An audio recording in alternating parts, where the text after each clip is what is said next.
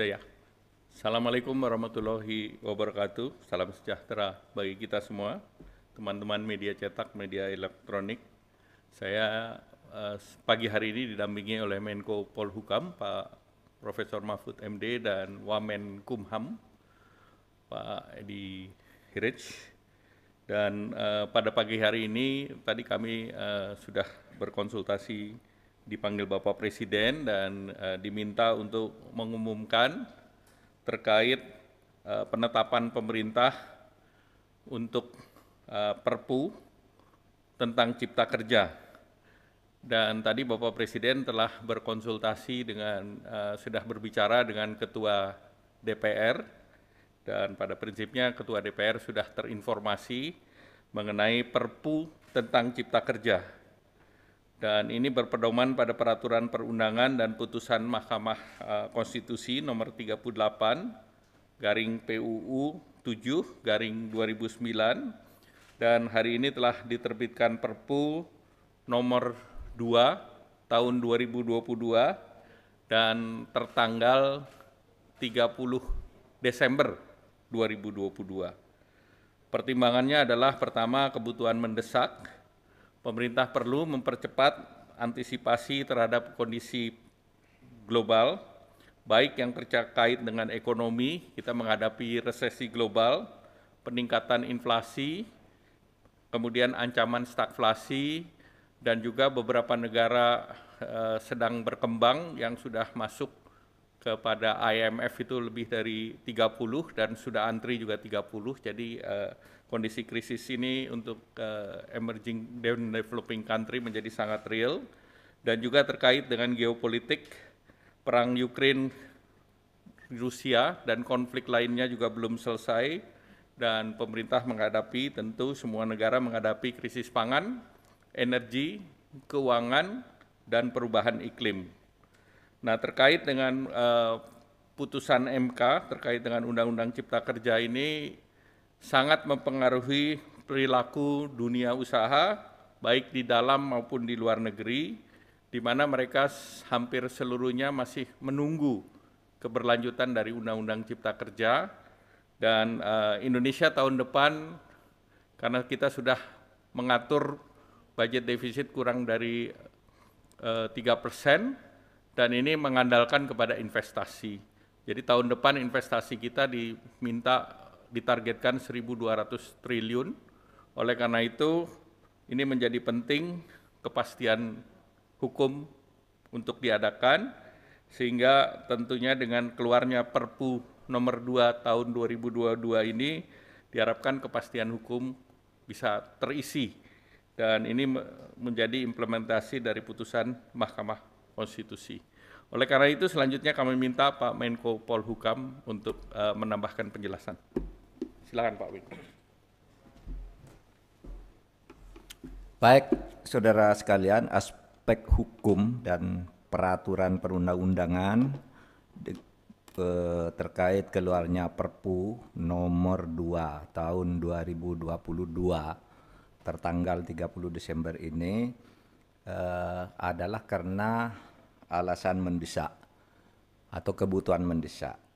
Sesuai dengan putusan MK nomor 138 PUU 7 2009 yang waktu itu saya sebagai ketua MK menandatangani, alasan dikeluarkannya Perpu itu ya pertama karena ada kebutuhan yang mendesak, ya, kegentingan memaksa untuk bisa menyelesaikan masalah hukum secara cepat dengan undang-undang. Tetapi undang-undang yang dibutuhkan untuk itu belum ada, atau sehingga terjadi kekosongan hukum, atau yang ada itu tidak memberi kepastian.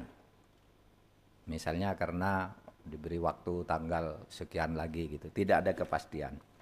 Lalu yang ketiga, kekosongan hukum tersebut tidak bisa dibahas melalui prosedur normal karena lama, harus melalui tahap 1 sekian lama lagi, lalu tahap 2 dan seterusnya. Oleh sebab itu pemerintah memandang ada cukup alasan untuk menyatakan bahwa diundangkannya Perpu nomor 2 tahun 2022 ini didasarkan pada alasan mendesak seperti tadi disampaikan oleh Bapak Menko Perekonomian, yaitu misalnya dampak perang Ukraina ya yang secara global maupun nasional mempengaruhi negara-negara lain termasuk Indonesia mengalami ancaman inflasi, ancaman stagflasi, krisis multisektor, suku bunga, kondisi geopolitik, serta krisis pangan.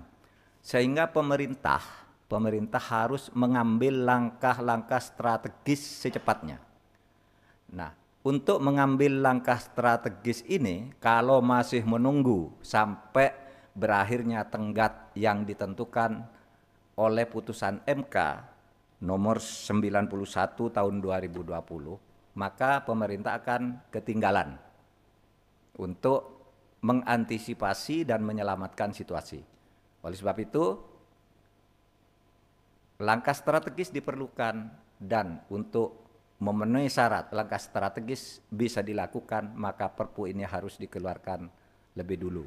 Itulah sebabnya kemudian hari ini tanggal 30 Desember tahun 2022 Presiden sudah menandatangani Perpu nomor 2 tahun 2022 tentang Cipta Kerja lah ya. Terima kasih. Assalamualaikum warahmatullahi wabarakatuh. Udah ya? Cukup ya.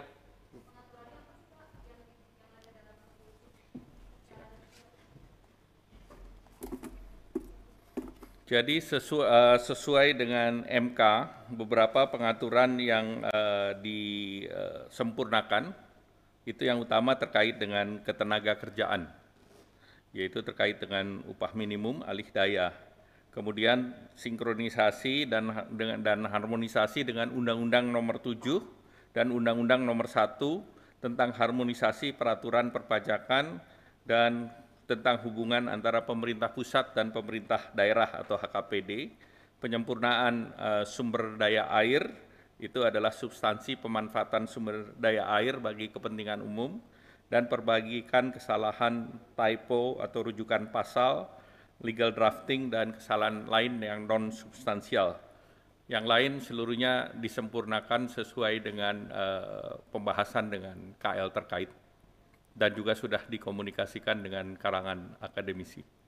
Apakah ini otomatis menghapus inkonstitusional bersyarat yang ditetapkan oleh MK? Ya, jadi undang-undang yang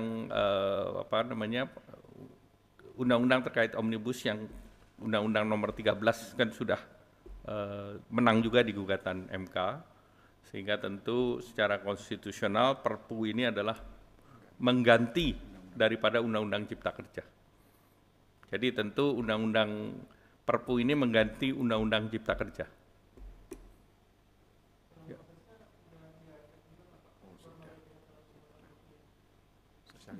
Sosialisasi sudah dilakukan dan pemerintah sudah punya tim sosialisasi dan seluruhnya sudah dilakukan konsultasi dengan stakeholder terkait.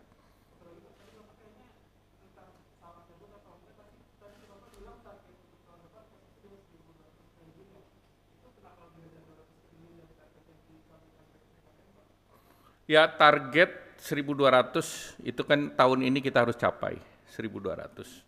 Nah, terus tahun depan itu kita harus naikin lagi tambahan 200 triliun, jadi 1.400 triliun. Tadi saya bicara 1.200 triliun adalah target sampai dengan tahun 2022. Nah, tahun depan kita butuh 1.400 triliun. Nah, 1.400 triliun ini bukan angka yang biasa, karena sebelumnya target APBN untuk investasi itu hanya sekitar 900. Sehingga dengan demikian ini dua tantangan yang harus dicapai tidak mudah. Dan seluruhnya karena pengusaha wait and see terhadap kepastian hukum dan keberlanjutan Undang-Undang Cipta Kerja. Pak Menko tadi ya, saat sekarang alih daya itu sektornya ditentukan oleh pemerintah melalui PP. Jadi kalau sebelumnya kan dibuka secara keseluruhan sektor. Nah, kemarin pemerintahan daripada Serikat Buruh untuk dibatasi, dan itu semua sudah kita ikuti. Oh, bukan upah sektoral, ini kita bicara alih daya. Ya. Alih daya sebelumnya dibuka total untuk seluruh sektor. Kemarin diminta oleh serikat buruh di sektor tertentu saja. Nah, sektor itu nanti kita masukkan di PP. Ya. Baik. Segera.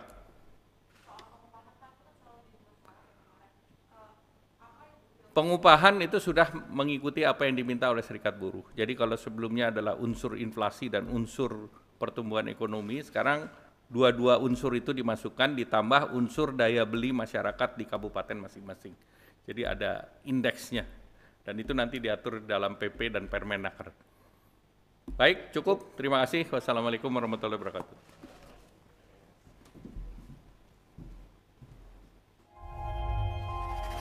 Tidak euforia yang berlebihan. Kita semuanya harus percepat proses vaksinasi ini dan tetap taat terhadap protokol kesehatan. Terutama memakai masker.